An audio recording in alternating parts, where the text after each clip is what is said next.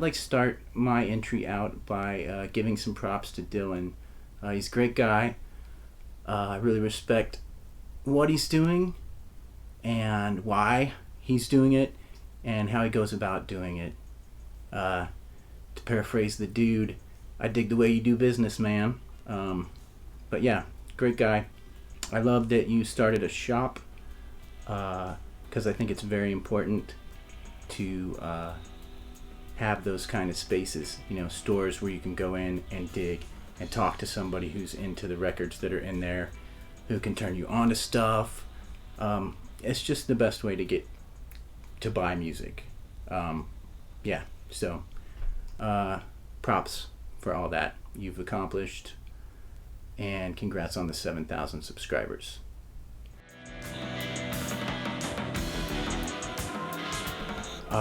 It was 2012, and I had just lost a job, and I had a little bit of money, and I decided to, try to buy some collections and, start selling records. And I saw this collection on eBay, and it was going for nothing. A huge amount of records, but the pictures were horrible. And it was just photos from above of a bunch of boxes of records.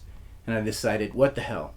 Let's see how this goes. People were bidding on it, and it went for nothing, and I got it. And the pictures had all of these little dots in the records I could see from the top. So I was thinking, oh, cool, I got some, maybe there's some Mono, Beatles, Capitol stuff in there. But Capitol apparently also put out a lot of ragtime and marching band garbage. So all of it was that kind of stuff. Just worthless. But I didn't spend that much money on it. But one of the things that was in there was this Edgar Varese record, which I had actually been looking for some of his stuff because he's on the famous Freak Out list of influences for Frank Zappa. Right in between, he's right in between, Guitar Slim and Muddy Waters. So, interesting. I've always wanted to check him out. He's an avant-garde composer, and he's really influential on Frank Zappa. But I brought this record home, and it was one of the only things in there that was any good at all.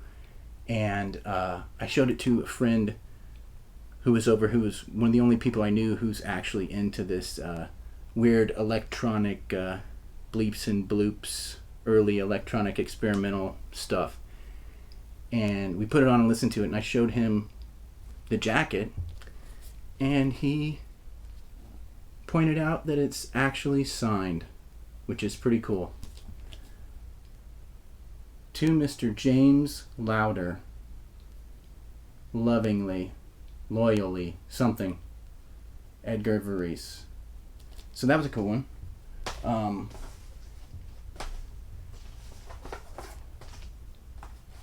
Here's another one. The Oswald case. Mark Lane's testimony to the Warren Commission. This is really awesome. Folkways recordings.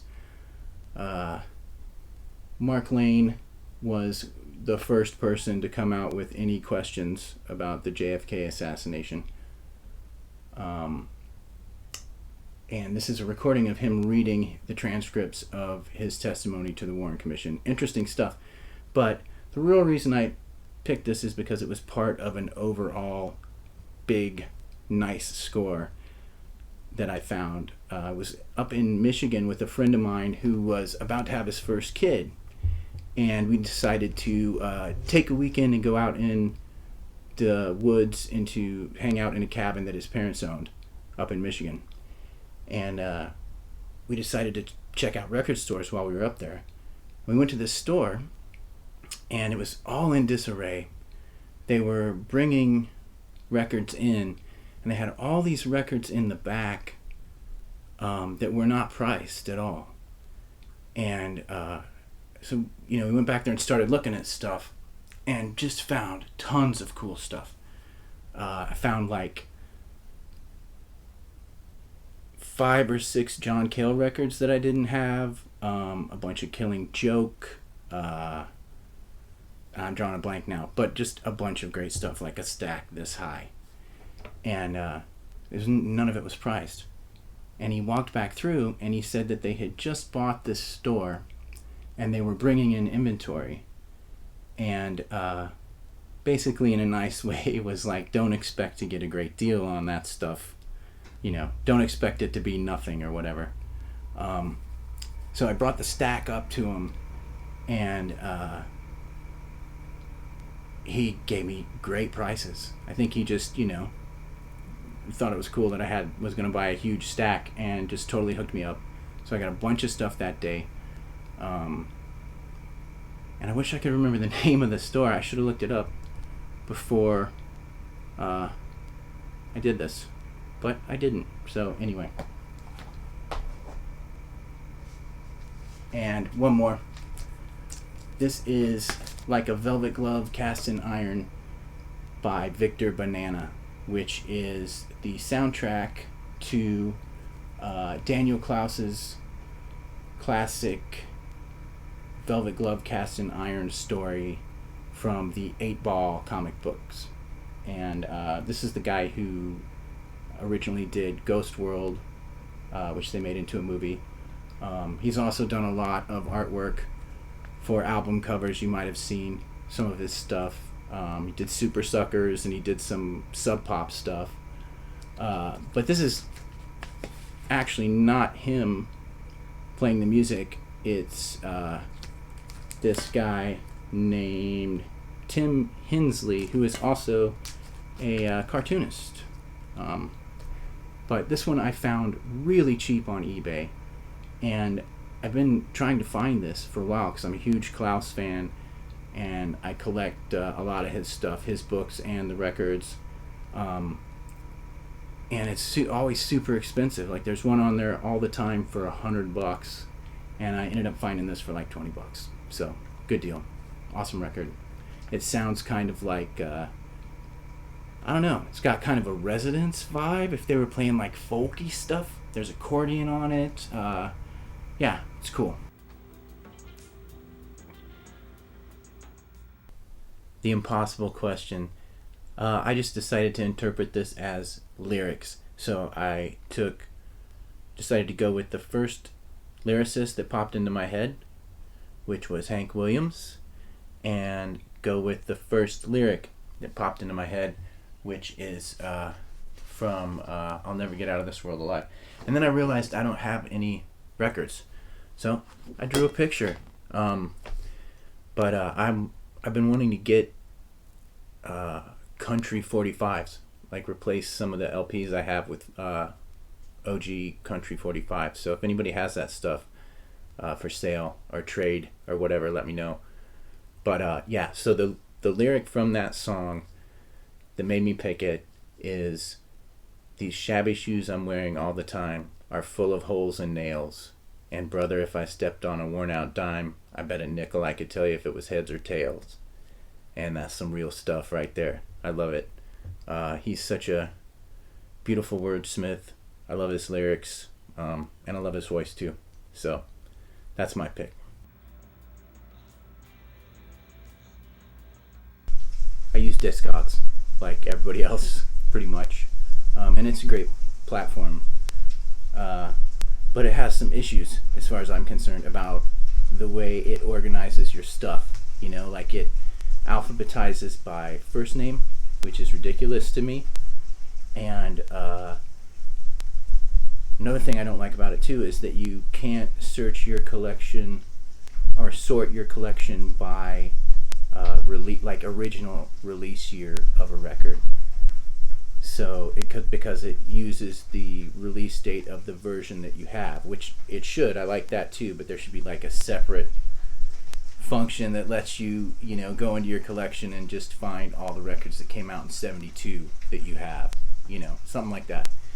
Anyway, but in the days before Discogs, I just had an Excel spreadsheet that I added to, and I could make any columns I wanted. I could make it searchable or sortable by anything I wanted to. I had columns for musicians, so I could search by, records that had a certain drummer, column for producer, column for release, the original release year, all that kind of stuff.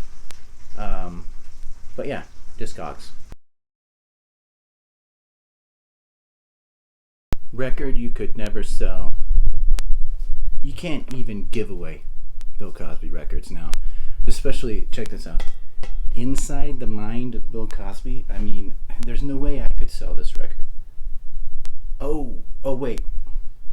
Records you would never sell. Alright, that's a different story because if anybody wants this one, get at me. It's definitely for sale. Let's go with a sentimental piece here.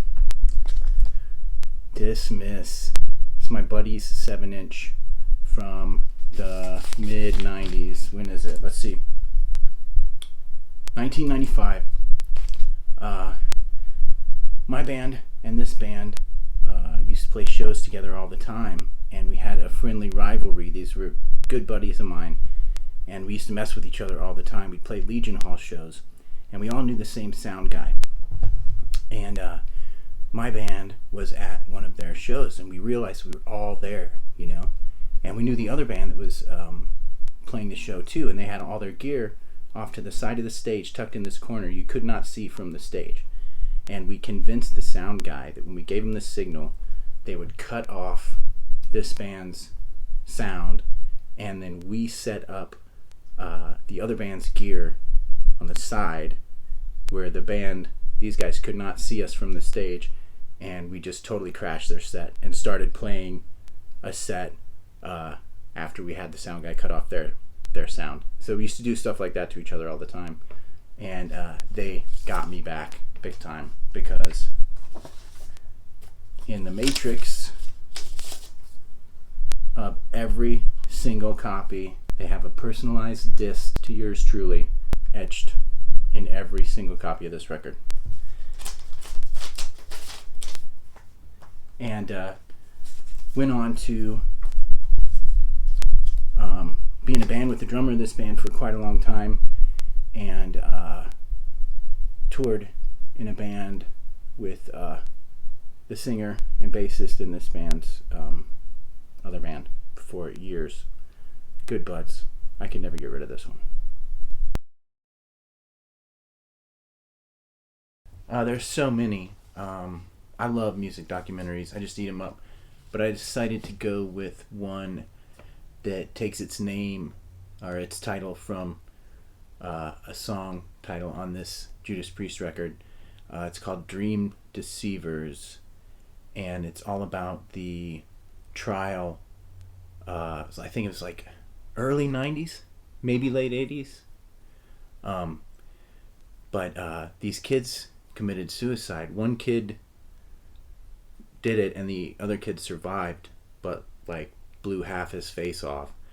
And the surviving kid's parents sued Judas Priest for backwards masking messages that said "do it, do it."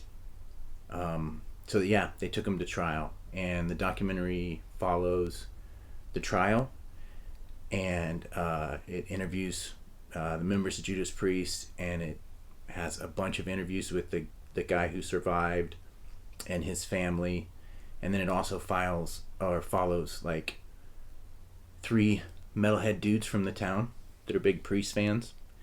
So it's really, really interesting and deep documentary. I would recommend it. It's pretty heavy, but it's really good. Alright, I'm going to preface this one before you guys get judgy on me, and just say that I'm totally into all things 60s, early 70s, that whole period. All the music, from all the jazz to the rock to everything, to the country, everything. And the art, the culture, political stuff, but I'm really into the freaky counterculture stuff of the 60s. So this was a gift from an artist friend of mine who is also into that weirdness, and it is Charles Manson at San Quentin.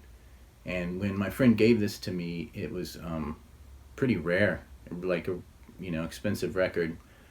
It's interesting snapshot of like prison life, kind of.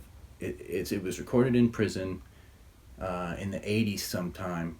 And it's just him with a guitar in his cell, and you can hear prisoners in the background up and down the hallways. It's a really unique document of a place and a weird mind.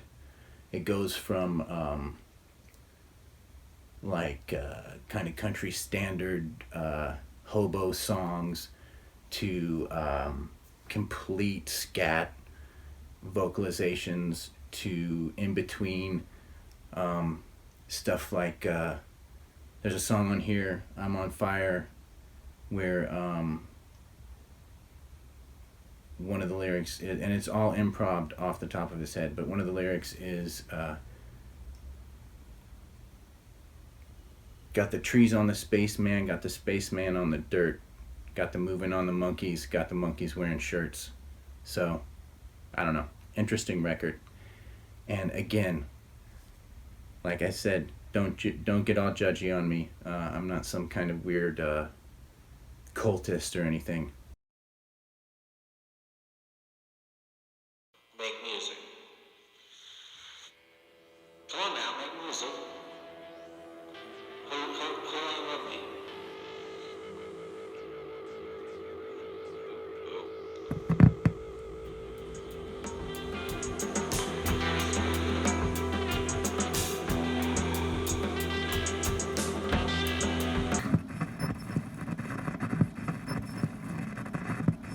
Oh yeah, that one's 45. It's already time to flip it.